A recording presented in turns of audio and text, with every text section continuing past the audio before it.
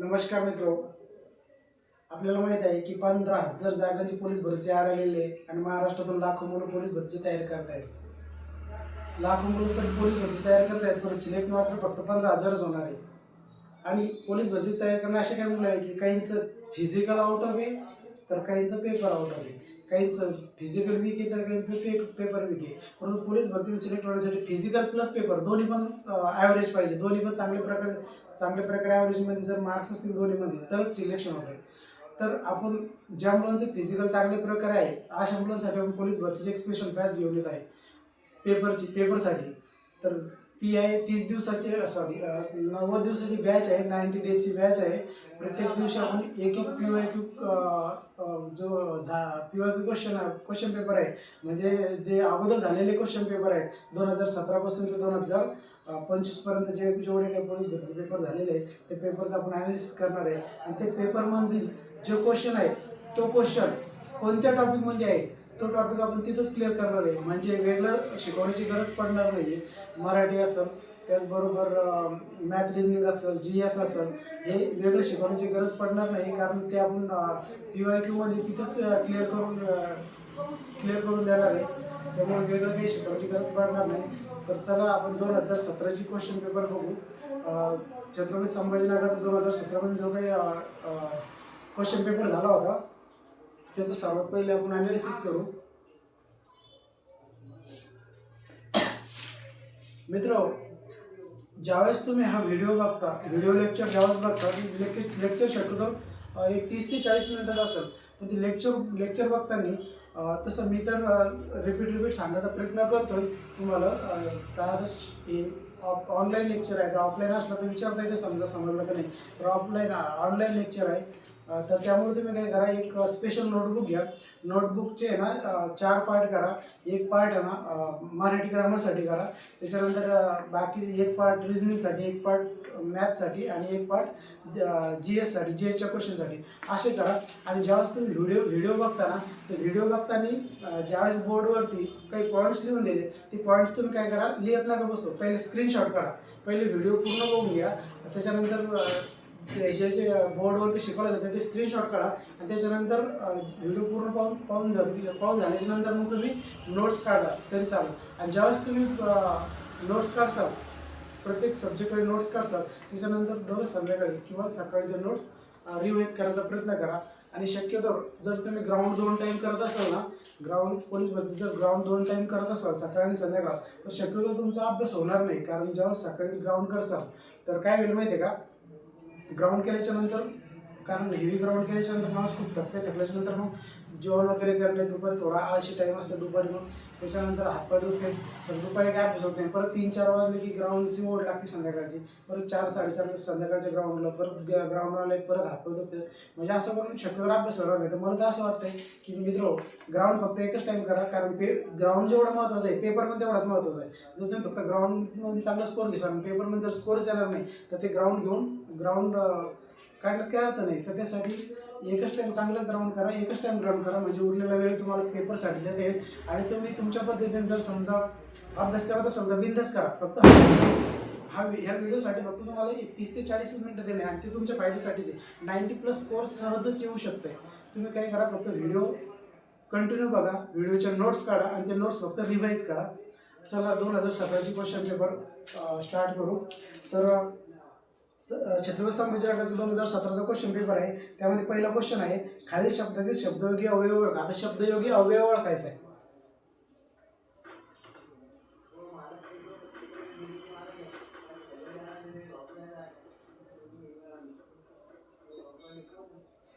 शब्दयोगी अवयव ओळखा. आणि याच्यामध्ये ऑप्शन दिलेले आहे, 4 ऑप्शन दिलेले आहे, मागे, आता, आज, जे. पहिला ऑप्शन आहे, दुसरा ऑप्शन आहे आता, तिसरा ऑप्शन आहे आज आणि चौथा ऑप्शन आहे जे.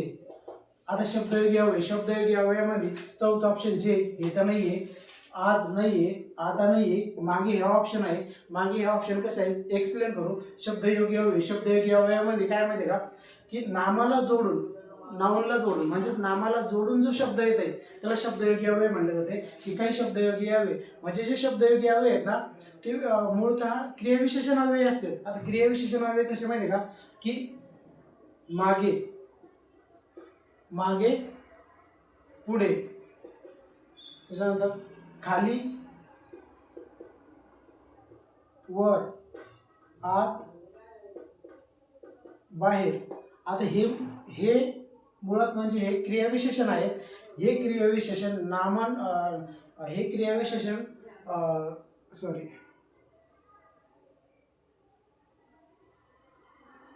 हे क्रियाविशेषण लिंग, वचन, विभक्ती.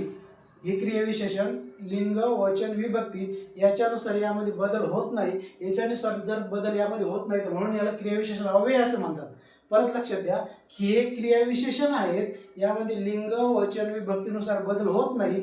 लिंग, वचन, विभक्तीनुसार बदल होत नसल्यामुळे यांना अविकारी म्हणतात. आणि अविकारीलाच क्रियाविशेषण अव्यय असं म्हणतात. मग हे क्रियाविशेषण अव्यय आहे, मग इथे शब्दयोगी अव्यय कसं काय? हे मागे क्रियाविशेषण अव्यय, मग इथे शब्दयोगी अव्ययामध्ये आन्सर कसं काय?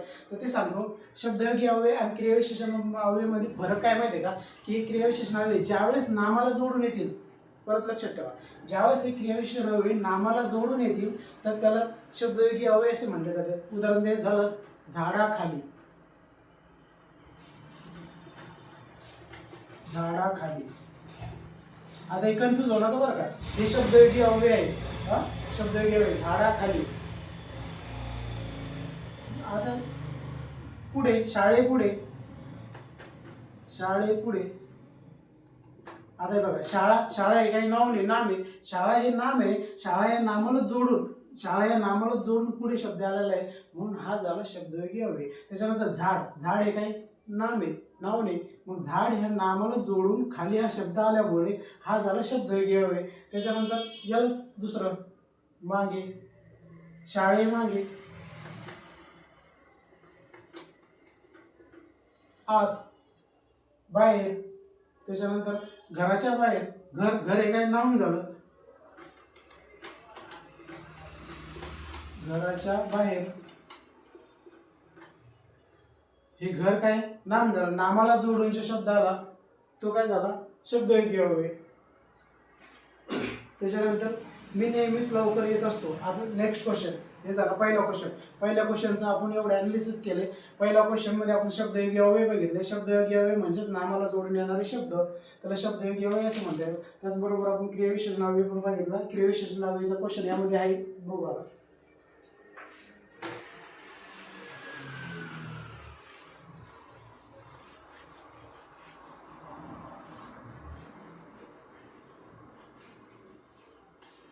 नंतरचा क्वेश्चन आहे मी नेहमीच लवकर येत असतो. नंतरचा क्वेश्चन काय आहे, मी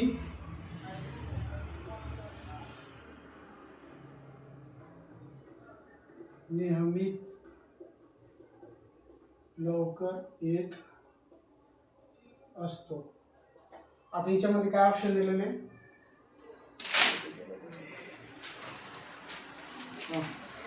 साधा वर्तमान काळ. आता साधा वर्तमान, पहिला ऑप्शन आहे साधा वर्तमान काळ. आता हे ऑप्शन नाही लिहून देत, ऑप्शन मोठे लिहिण्यासाठी खूप वेळ लागेल तर त्यासाठी ऑप्शन फक्त सांगतो. पहिला ऑप्शन आहे साधा वर्तमान काळ. तर मी नेहमीच लवकर येत असतो. लवकर येत असतो. साधा वर्तमान काळ कसा, साधा वर्तमान काळ कसं माहिती का, मी लवकर येतो हा साधा वर्तमान काळ होईल. तर त्यामुळे पहिला ऑप्शन असणार ना, पहिला ऑप्शन नसेल त्याचा, पहिला ऑप्शन आन्सर नसणार आहे कारण साधा वर्तमान काळ नाही होऊ शकत. त्याच्यानंतर रीती भूतकाळ, येतो, येत असतो. येत असतो काय, येत असतो भूतकाळाचा विषयच नाही इथं.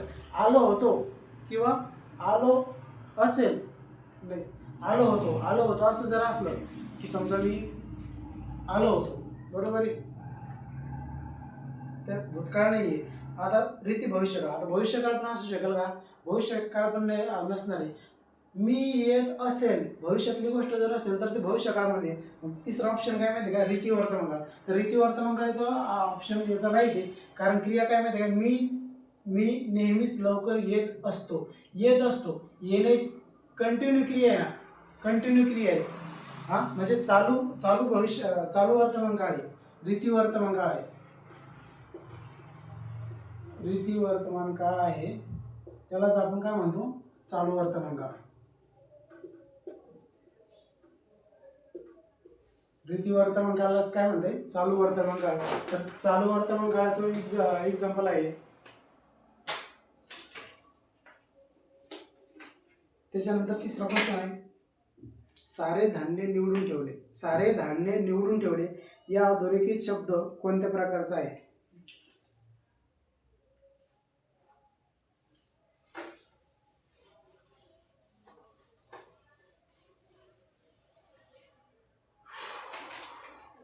लिहिण्यासाठी तर वेळ तर खूपच लागते.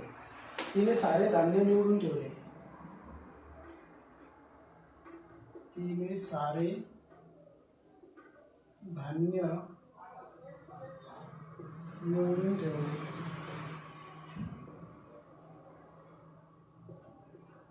आता तिने सारे धान्य निवडून ठेवले हा नंतरचा क्वेश्चन आहे, 4 नंबरचा क्वेश्चन आहे. तर तिच्यामध्ये काय ओळखायचं माहिती आहे का, कोणत्या प्रकारचा आहे? तर ऑप्शन आहे सिद्ध क्रियाविशेषण अव्यय. त्याच्यानंतरचा ऑप्शन आहे अव्यय साधित क्रियाविशेषण अव्यय. त्याच्यानंतर आहे प्रत्यय साधित क्रियाविशेषण अव्यय. तर त्याच्यानंतर धातू साधित क्रियाविशेषण अव्यय. तिने सारे धान्य निवडून ठेवले. निवडून, आता निवड हा पाहिला एका दृष्टीने जर पाहिला तर निवड हा काय माहिती आहे का, निवड हा धातू आहे. हा धातू असल्यामुळं ते धातू साधित क्रियाविशेषण अव्यय आहे. तर तरी आपण याला डिटेलमध्ये घेणार आहे. आता विशेषण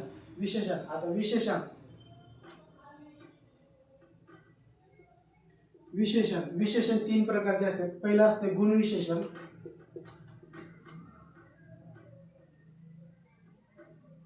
पहिलं आहे गुणविशेषण. त्याच्यानंतर आहे संख्या विशेषण.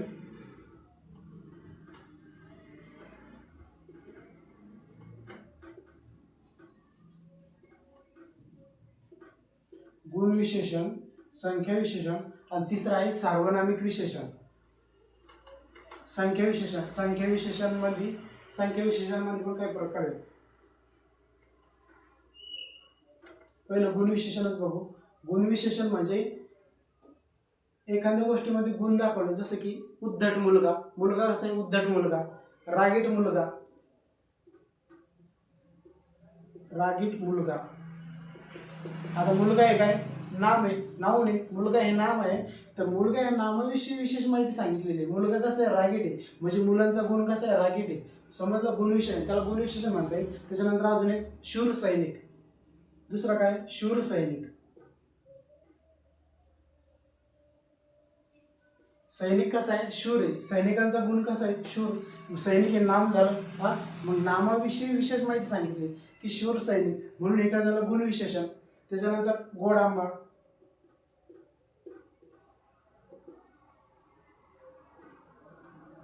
तिसरं एक्झाम्पल अजून सांगता येईल, आंबट बोरे. चौथं एक्झाम्पल आंबट बोरे.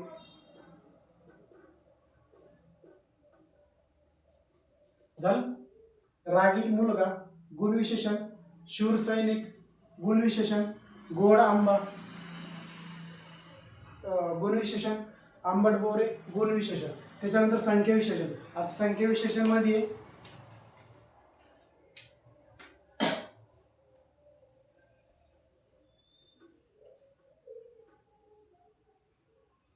संख्या विशेषण मध्ये 4 प्रकार आहे. एक आहे आवृत्तीवाचक, क्रमवाचक,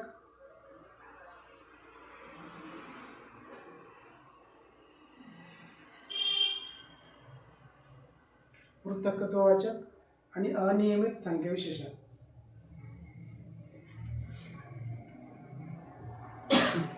त्यामध्ये क्रमवाचक संख्या विशेषण मधील पहिला प्रकार आहे क्रमवाचक. क्रमवाचक संख्या विशेषण. आता क्रमवाचक म्हणजे काय, पहिला, दुसरा, तिसरा. पहिला मुलगा, हा, दुसरा मजला, तिसरी इयत्ता, चौथा वर्ग, हा, पहिला मजला, दुसरा वर्ग, तिसरी इयत्ता, पहिला मजला, दुसरा वर्ग, तिसरी इयत्ता, त्याच्यानंतर चौथी खोली, आधीच्या त्यांना क्रम सांगितलेला ना, पहिला, दुसरा, तिसरा, चौथा, म्हणून हे क्रमवाचक क्रियाविशेषण झालं. त्याच्यानंतर दुसरे संख्या विशेषणामध्ये दुसरा प्रकार आहे आवृत्तीवाचक क्रियाविशेषण. आता आवृत्ती, समजा एखादं बुक आहे,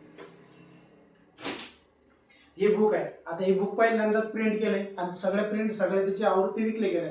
त्याच्यानंतर परत प्रिंट केलं, परत याच्या प्रिंट काढल्या आणि परत जर जेव्हा दुसऱ्यांदा प्रिंट केलं, याच्या प्रिंट काढलं तर काय होईल, द्वितीय आवृत्ती. पहिल्यांदा जर प्रिंट केलं बुक तर प्रथम आवृत्ती, दुसऱ्यांदा प्रिंट केलं तर द्वितीय आवृत्ती. मग सेम त्याच प्रकारे दुसऱ्यांदा प्रिंट केल्यानंतर द्वितीय आवृत्ती. मग आवृत्तीवाचक क्रियाविशेषण हवे.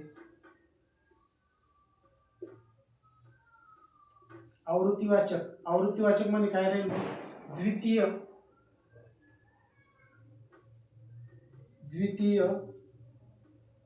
त्याच्यानंतर द्विगुणित. माझा आनंद द्विगुणित झाला, तुम्ही आले आणि माझा आनंद द्विगुणित झाला. एक्झाम्पल आहे की तुम्ही आले आणि माझा आनंद द्विगुणित झाला. द्विगुणित म्हणजे द्विगुणित. तर द्विगुणित हे काय माहिती आहे का, आवृत्तीवाचक क्रियाविशेषण हवे.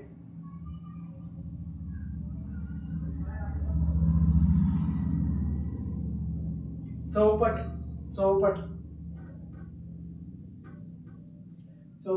हे आवृत्तीवाचक क्रियाविशेषण आहे. द्विगुणित, चौपट, द्विपट. त्याच्यानंतर काय झालं, क्रमवाचक झालं, आवृत्तीवाचक झालं. त्याच्यानंतर पृथक्त्ववाचक. संख्या विशेषण मधलंच तिसरा प्रकार, दुसरा झाला का, हा तिसरा प्रकार पृथक्त्ववाचक.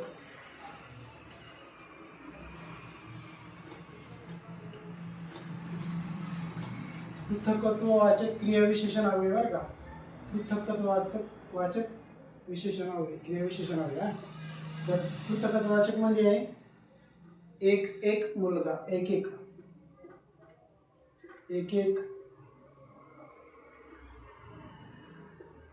मुलगा. आता याच्यात एक रिपीट आहे का, हा एक असं घट पाडलेलं आहे, त्यामुळे याला पृथक्त्ववाचक असे मानले. त्याच्यानंतर दुसरं एक नंबर, 2 नंबर आहे 10 चा गट. 1 10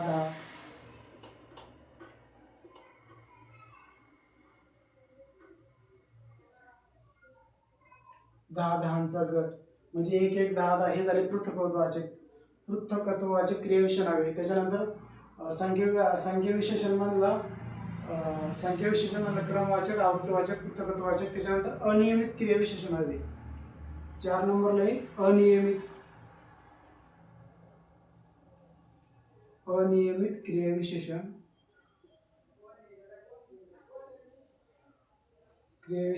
हवे. आता अनियमित म्हणजे काय येईल मग, काही मुले म्हणजे काय, निश्चित सांगितलंय का की काही मुलांनी इकडे या, हा, किंवा काही मुले इकडे येतील. आता काही म्हणजे किती, निश्चित नाही ना ते किती मुलांना बोलवलंय. तर काही मुलांनी इकडे या किंवा काही मुले इकडे येतील असं जर म्हटलं तर ते निश्चित नाहीये, म्हणून काही काय झालं, अनिश्चित क्रियाविशेषण आले. त्याच्यानंतर काय, थोडे मुलं घरी जा. मग थोडे किती जा माहित नाही, निश्चित नाही ना, थोडे जा फक्त एवढंच सांगितलं. त्यामुळे थोडे काय झालं, अनिश्चित क्रियाविशेषण हवे. अनिश्चित क्रियाविशेषण हवे. स्क्रीनशॉट काढून घ्या, नेक्स्ट अजून बाकी आहे.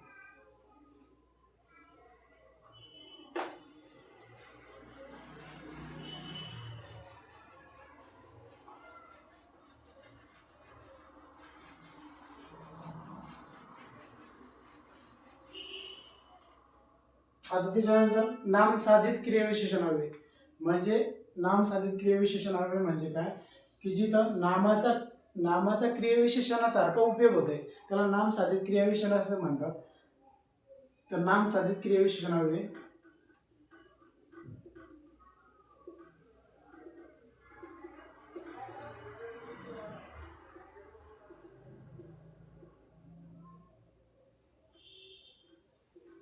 नामसाधित क्रियाविशेषण हवे. त्यामध्ये पहिले एक्झाम्पल सांगते, साखर काकडी. मी साखर काकडी खाल्ली. मी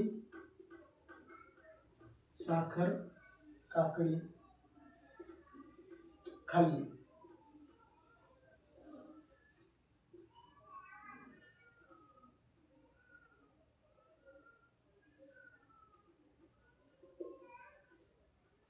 खाल्ली आहे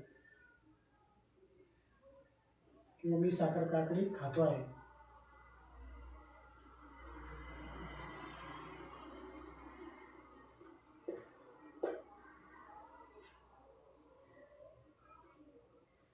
आता पहिले एक्झाम्पल आहे, मी साखर काकडी खातोय. आता इथे काकडी काय नाव आहे, नाम आहे, साखर पण नाम आहे, पण साखर काकडी दोन्ही शब्द सोबत आलेले आहे आणि मी साखर काकडी खातो आहे, खाण्याची क्रिया केलेली आहे, खातो आहे, परंतु काय खातोय साखर काकडी. काकडी कोणची? साखर काकडी. म्हणजे काकडीविषयी विशेष माहिती सांगणारा शब्द इथं साखर आलेला आहे, तो नाव नाही, नाम आहे, परंतु इथं तो विशेषणाचं क्रियाविशेषणाचं काम करतोय, म्हणून याला हे साखर काकडी नाम साधित क्रियाविशेषण झालं. दोन्ही पण नामच आहे, परंतु हे साखर जे आहे हे क्रियाविशेषणाचं काम करते. हे काकडी या नामाचं, काकडी या नामाविषयी विशेष माहिती सांगण्याचं काम करते. काकडी कोणची? तर साखर काकडी. मी काकडी खातोय, कोणची? साखर काकडी खातोय, म्हणून हे जे नाव आहे हे नाम साधित क्रियाविशेषण आहे. त्याच्यानंतर दुसरं आहे साखर काकडी. त्याच्यानंतर दही भात, हे एक एक्झाम्पल आहे. तो दही भात खातो.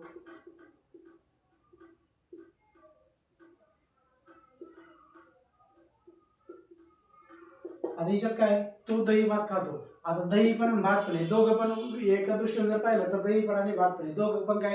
हे दोघं पण नाम आहेत, परंतु इथं भाताविषयी विशेष माहिती सांगितलंय. भात कसा खातोय? की दही भात खातोय, म्हणून हे दही काय झालं इथं क्रियाविशेषण अव्यय झालं, म्हणून नाम साधित क्रियाविशेषण आहे. दोन्ही नाम आहे, हे पण नामच आहे, परंतु तो तिथं क्रियाविशेषणाचं काम करतंय, म्हणून नाम साधित क्रियाविशेषण अव्यय याला म्हणते. आणि आपला क्वेश्चन आपण भरकटू नाही, आपण टॉपिकनुसारच चालवलं आहे. आपण काय केलं? फक्त विशेषण आणि क्रियाविशेषण डिटेलमध्ये पाहिले. आपला क्वेश्चन काय होता? आपला क्वेश्चन होता धातू साधित क्रियाविशेषण अव्यय. आपण अगोदरच पाहिला की नाम साधित क्रियाविशेषण अव्यय होतं, त्याच्यानंतर धातू साधित क्रियाविशेषण आपण पाहिले. पण परत एकदा घेऊ. क्वेश्चनच असं विचारला होता की तिने सारे धान्य निवडून ठेवले. तिने सारे धान्य निवडून ठेवले. तर निवड हा काय माहिती आहे का? धातू आहे. निवड हा धातू आहे, म्हणून ते धातू साधित क्रियाविशेषण अव्यय झालं. आणि त्याच्यानंतर ती बाळाला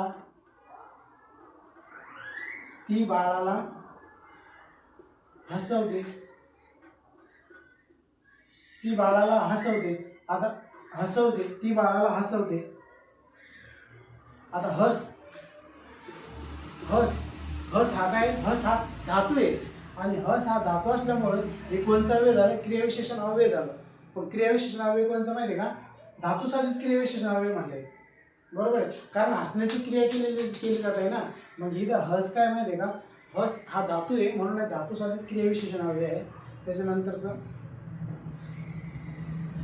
व्हिडिओ सध्या 30 मिनिटाचं पूर्ण झालेलं आहे, त्याच्यामुळे बाकीचे जे क्वेश्चन आहे आपण नंतरच्या व्हिडिओ लगेच टाकतो, थोड्या वेळात लगेच नंतरचा व्हिडिओ बनवतो.